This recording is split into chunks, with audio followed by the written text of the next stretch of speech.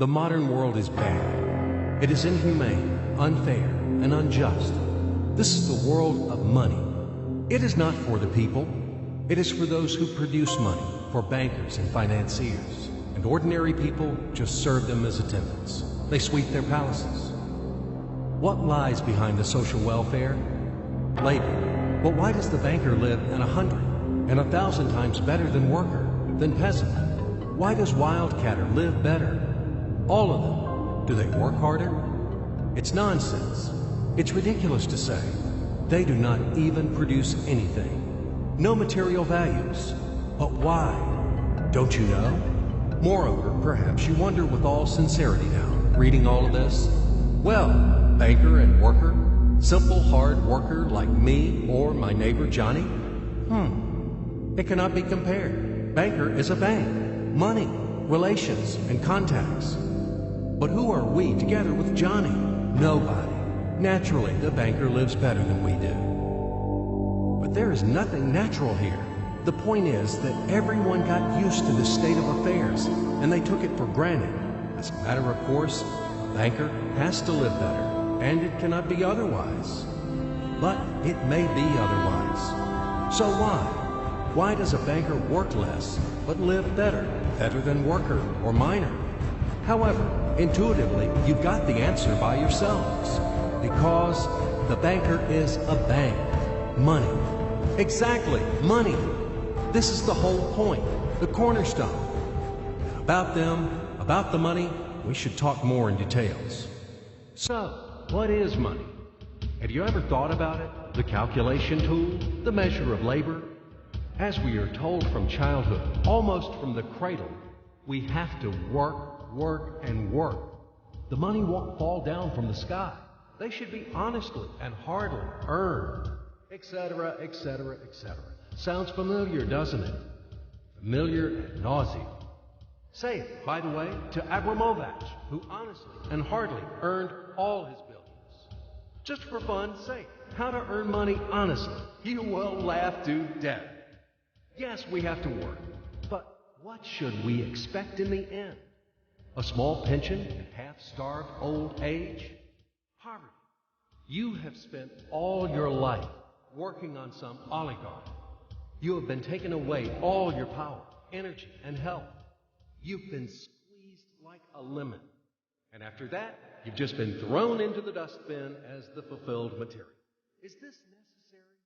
But this is the reality, horrific reality, of modern society. This is what we should all expect in the end, almost certain. Everything ends up this way for the vast majority of people in today's world, as it ended up for their mothers, fathers, grandmothers, and grandfathers, as it will end up in the present state of affairs for their children and grandchildren, great-grandchildren, then in turn for their children and grandchildren, and so on. The way of the world. Why? All of this is wrong, unfair. It must not exist. Why do some people have to have everything, but others have nothing? Why do some people walk in golden slippers, but the others barely make ends meet? They don't know how to feed their children, although all of them work honestly. Why does it happen? After all, we are the people, the brothers. We are equal, aren't we? Then why? Because there is a lie around us. A huge, continuous, monstrous lie. Do not believe anything that is broadcasted daily on TV by satiated and well-groomed masters of life. And people are not working. And the money is not even a measure of labor. All of this is an insolent and shameless lie. Lie, lie, lie, and lie once again. It is the news which is hung on your ears. Why do they do this? Just to make it easier to manage people. So you are oligarch now, or even an ordinary worthless deputy. Are you equal with others? In what? You live in a different way, eat in a different way, and rest in a different way. In one day, he spends more than you spend in a year. His wife doesn't even get out of Portugal. And yours? He is treated in the best Swiss clinics. And what about you? his children and yours. Have you compared? Well, where is your equality? Perhaps you are equal in rights, aren't you? Oh, I forgot about the rights. As it is written in our Constitution, isn't it? By the way, there are a lot of things written on the fence, too. Nice and intelligent things. Read in your spare time. You will be inspired by these things. And what kind of equal rights do we have with the oligarch or the banker? I'm just curious. Right to work? Well, we have such a right in our country. Nobody argues. Work hard for the benefit of... You work hard at the factory, and he, soon quickly, as they say, to each his own. The right to elect and to be elected. Well, you can elect, of course. You're welcome. Just vote. No matter how people vote, most important, how these votes are counted. And what about to be elected? Are you going to be elected somewhere? Do you have the money for that? Gold reserve for the election campaign? No? So breathe smoothly and relax. Come back to your factory. Continue to work hard. And do not rock the boat. The feast of life is not for you. It is for those who are more equal than you. What else is there? However, it is not the essence. There is no sense for further continuation. I hope everything is already clear. What kind of equal rights you both have, and who are more equal. It is all about universal equality and fraternity. It is figured out, I think. Now we move on to the money. We won't talk about the measure of labor. These are fairy tales for idiots. Money is not any measure of labor. Otherwise, you would live like a lord, or maybe you don't work too much. I don't know. But what is money? Shackles, fetters, chains, durable and unbreakable chains holding the slaves in subjection more reliably than any steel. What are slaves in the 21st century? Do you ask me? What slaves? You and me, all around. You, me, him, her, all of us. We are all slaves, slaves of money. More precisely, we are slaves of those who print the money. We are slaves of our masters. Nothing has been changed at all during these centuries on earth. We live so far in the slave system. Only outwardly, everything has become more decent, more delicate, and more sophisticated. Our shackles are no longer heavy, rusty, and steel. They are invisible and weightless now. They don't seem to exist. You can go wherever you want. You can do whatever you want. You are free. But in fact, the shackles still exist. And damn, you are not free. Freedom is an illusion. Money, that's the point. Well, where can you go without money? It is not the Stone Age today. You cannot live in a cave. You cannot dress yourself in animal skins. And you cannot hunt for mammoth. And where are they, these damn mammoths? You need a house, clothes, food. And this is all about money, money, money. And once again, money. After all, everything around is just for the money. You cannot make a single step without them. But where do you find the money? That's right, you have to earn them. Do you hear? Clatter of chains, whistling of the whip, and shouting of overseers. Have you ever thought that it is immoral to sell yourself? That it is a kind of prostitution to sell your own strengths, brain, time? What is the difference from selling your own body? Yes, but will you object that people have to work? If everybody would stop doing their jobs, what's going to happen then? We will resettle to the caves again, and we will get dressed in animal skins, won't we? That's right. Everything is right. It is very reasonable, logical, and easy to understand. As ABC, even I understood. That's what I'm talking about. Nothing has been changed at all during all these centuries on Earth. And these convincing arguments could be heard for sure in slave society, when the slaveholders had been trying to make understand their obstinate, blunt slaves who didn't want to work for them, that it is necessary to work hard. Stupid slaves! And later, quite recently, in historical times, the landlords told their serfs, after all, if you stop to work, to plow, to sow, and reap, what's going to happen then? Our society will collapse, and we will die of hunger. We will run wild. Yes, it is necessary to work, to create something useful for the society. Otherwise, society will degrade and die. But firstly, we have to work voluntarily, not for a bowl of soup, and not only in order to survive. We have to do what we like to do. And secondly, if something, once it is necessary to work, it is necessary for everyone. All people are equal, aren't they? So let everybody work. The situation when some people earn money in a mine, at the factory with salty sweat and bloody calluses, while others simply print them, sitting back and sipping expensive whiskey or brandy, is abnormal. Such a situation is not acceptable in principle. And there are no explanations and no excuses to this state of affairs. Absolutely. Money is just paper, candy wrappers. They are not backed by anything tangible, and according to that, money is simply drawn. Sorry, is printed. And these candy wrappers are distributed among the slaves as wages for labor. When the slaves are given an extra wrapper, it means their salary is increased, and they are happy. Are you shocked? Alas, c'est la vie. It is our bitter reality. How is the financial world organized? It is a pyramid. The Fed, U.S. Federal Reserve System, is at the top. The Fed prints dollars. How much? As much as it wants.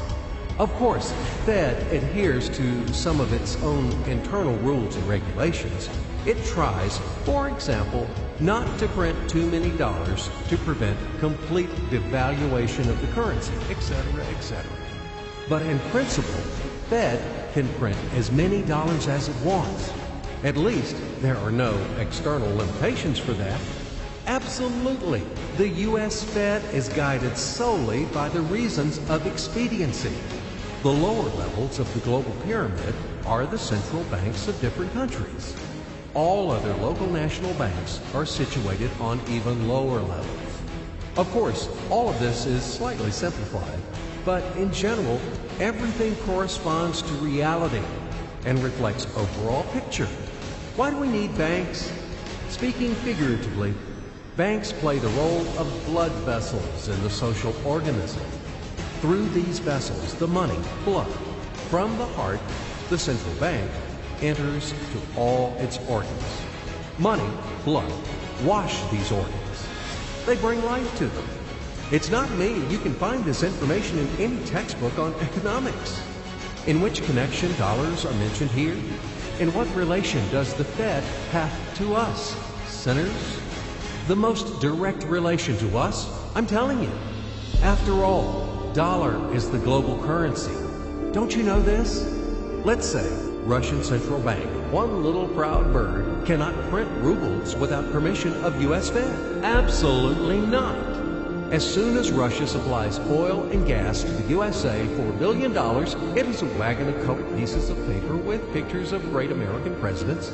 Then, Russian Central Bank will be allowed to print rubles in the amount of $1 billion with a clear conscience. This is the only way. Otherwise, Russia will be expelled from the IMF, and in general, the ruble won't be a freely convertible currency. But let it be. This is the topic for another conversation. Check my site later. Do not get distracted. Let's come back to the pyramid. Well, okay, the blood vessels wash. All of this, of course, is wonderful. But the main question is, why does the banker live better than worker? We still have no answer. So what that he has blood vessel? Shall we give him cash bonus for that or vouchers for enhanced diet? I, for example, build houses or bake bread. It is also very important. Does he work harder than me? No. Then why does he live better? And one small question in addition. I've been working and working like a damned for public benefit from morning to night. But anyway, I can't pay off the loans. And all of my friends are in the same situation. Is this normal? It is obviously wrong and unfair. This is eternal credit bondage. But whom do I owe the money to? I owe money to banks, to these blood vessels, washing all and everything. Fuck them all. I don't need this fucking washing. In short, they make fools of us. That's all. As usual, bankers take advantage of the fact that we, simple hard workers, don't have time to figure out all these tricky schemes. We have to feed our families. That's why they take advantage of this situation and ride on our backs, bastards. So don't tell me about blood vessels. We know these vessels. Just give me the gun and Easy, stay calm. And let's figure this out together, okay? Calmly and slowly. But I warn you that I have to strain your brains.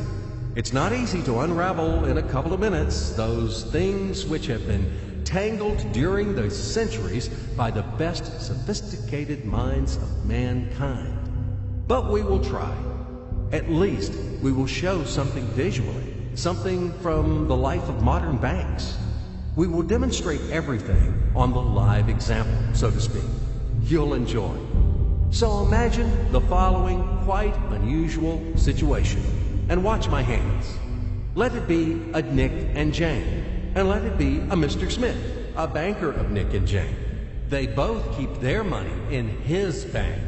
That's why we use the title Mr. Smith, with respect. Nick really wants to buy, well, let's say Jane's bicycle, but he has no money. More precisely, he has money, but not enough, only $10, while Jane wants $100 for her precious bicycle. That's a problem. What should Nick do? Well, this bicycle is so desirable. He gives Jane his $10 as a deposit and asks plaintively not to sell the bike to anyone. He says that he will bring the rest of the money soon. At the same time, he runs to his bank, to the respected Mr. Smith, to get a loan for the missing $90. As ill luck, Mr. Smith has no money at this moment, but he knows perfectly about $10, which Nick gave to Jane. And where will Jane bring his money to? That's right. She will put these $10 in her lovely bank to the same Mr. Smith. Therefore, Mr. Smith asks Nick to come back tomorrow in the hope that tomorrow he will get these $10. And everything happens this way. The next day, Jane brings $10 to the bank. The bank provides Nick these $10 on credit. Nick immediately gives them to Jane. She again puts them in a bank. The bank again provides Nick these $10 on credit, etc. As long as Nick the fool will gather enough money for the bicycle. Don't you get confused yet? Be patient, I told you. These demons have been trying to confuse you during 1,000 years. These damn economists and financiers. But anyway, we will figure everything out. So what do we have in the end? Nick finally got the bike from Jane. Wow! But at the same time, Nick owes $90 to the bank, Mr. Smith. And the bank, in its turn, owes $100 to Jane. In other words, those $10, which existed initially, have magically turned into $200, $190 of debts plus real $10. But these $10 would also turn into $1,000, even in $1 million or $1 billion, if Nick would make a more expensive purchase. In this case, our $10 would make the increasing number of its cycles, circuits from hands to hands. That's it. So, what happens in today's world? SOS! It appears that banks also make money out of thin air and multiply them. Not only Fed can produce money, but banks either. In short, everybody can do this, except you and me. We are not in the business at this celebration of life. I would like to print or draw some money as well. In fact, these banks multiply money without any control. And we're still wondering why the banker lives better.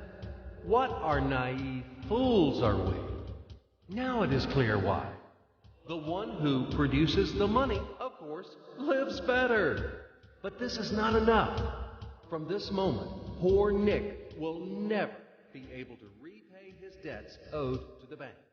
No matter how hard he would work, silly Nick doesn't know it yet. That he's in slavery to the bank, in credit bondage forever, because those $90 which he owes to Mr. Smith do not exist in nature at all. Sly Mr. Smith made his money out of nothing. He created them out of thin air, just one click. And $10 turned into $200. Yes, but you can object reasonably that the bank itself owes $100 to Jane, and it turns out that bank is in credit bondage to Jane, and it won't be able to repay its debts owed to Jane either. So where's the bank's profit? What's the trick? Ha! You ask what the trick is. The trick is in the fact that bank has a lot of such Janes, thousands and millions, and they will never come for their money all at once. If one Jane comes, the bank will return her the money of 10 other depositors. That's it. It means that the bank's debt is dangerous and not burdensome. In fact, bank's debt is virtual. It exists only on the paper or in the computer program. It will never be repaid in reality, only in case a panic hit happens. When frightened depositors suddenly will come for their money all at once. Or maybe, do you know any other reason why banks go bankrupt from time to time? Here's why. Because there are not enough money for all depositors. There is 90% of thin air in the bank vaults. Just a lilac fog. Thus, bank is okay. It blooms and smells. We don't need to worry about it. But our Nick has serious problems now. He has to repay all the debts owed to the bank, completely, with interest and penalties. You know this. He will be forced to take a new credit in order to repay the old one. Then again, the new loan, and again, endlessly, until his death. There is no way out of this credit running knot. It does not exist in principle. That's it. Trap slam. Now Nick is perpetual debtor of bank. He is a slave. From now on, he will work for bank until he dies. But he still won't repay his debts. After his death, his children and grandchildren will work for this bank. They all are future slaves of the bank.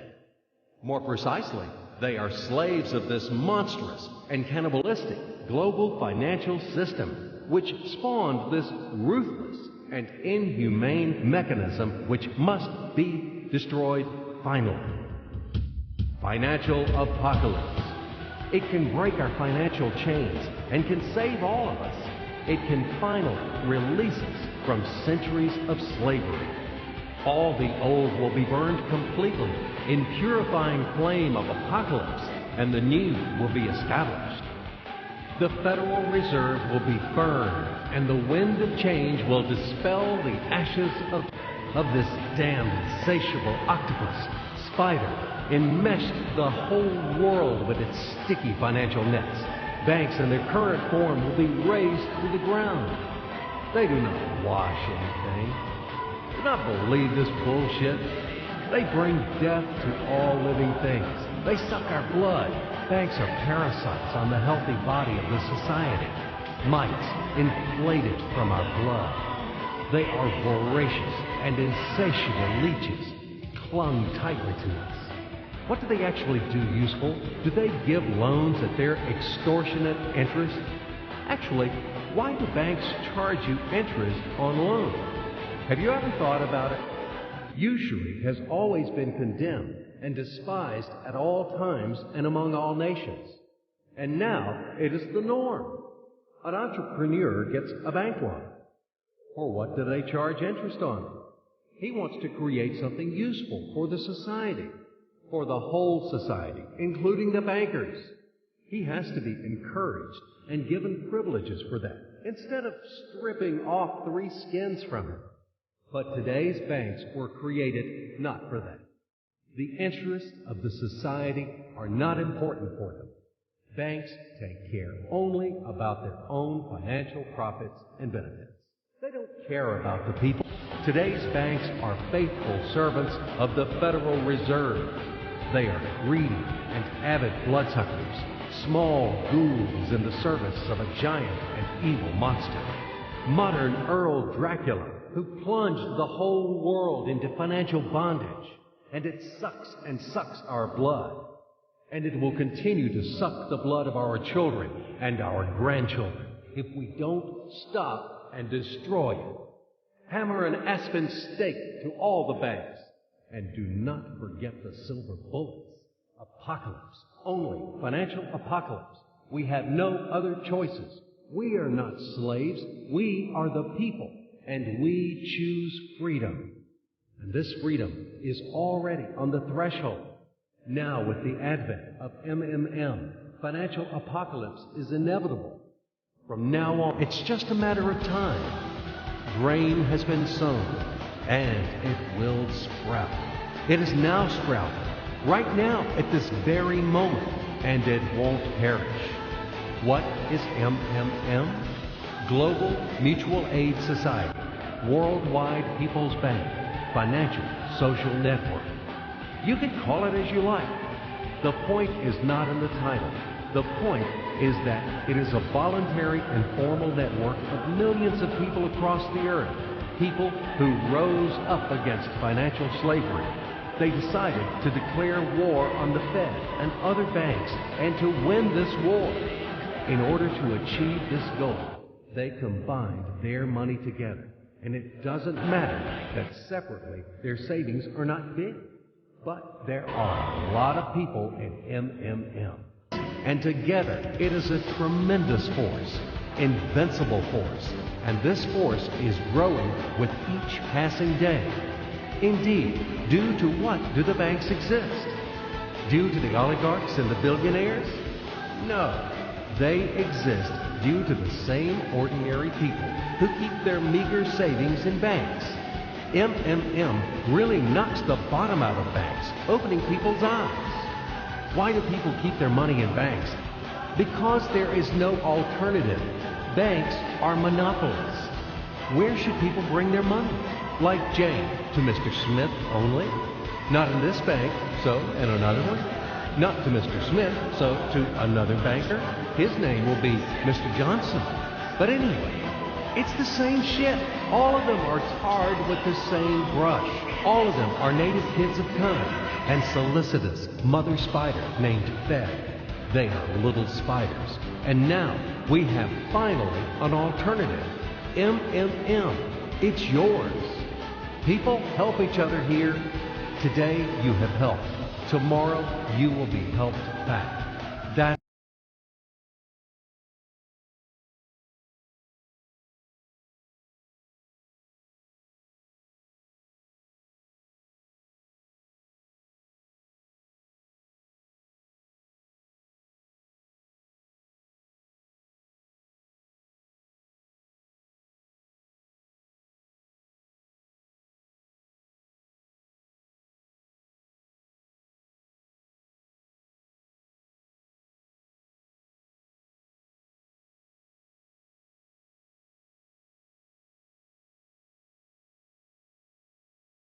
and then they take them back, as much as needed, as much as they need at this very moment. They do not seize, but they just take.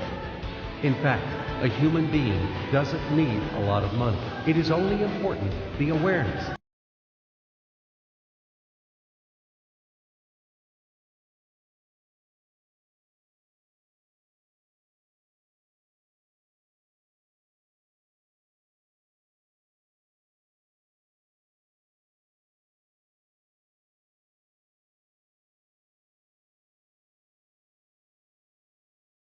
is the unit of a new society, a brighter and cleaner society. It is the unit of the new world, where the money won't exist, where everything will be different, honestly and fairly. There will be no slaves and no masters, and everyone will work for pleasure and for the benefit of society. And the good will conquer the evil, finally. Everything will be in that new world. Certainly. Welcome to System MMM. SergeyMabrode.com. We are waiting for you. We can do a lot. We change the world, and we will change it. Everything will be MMM. Financial apocalypse.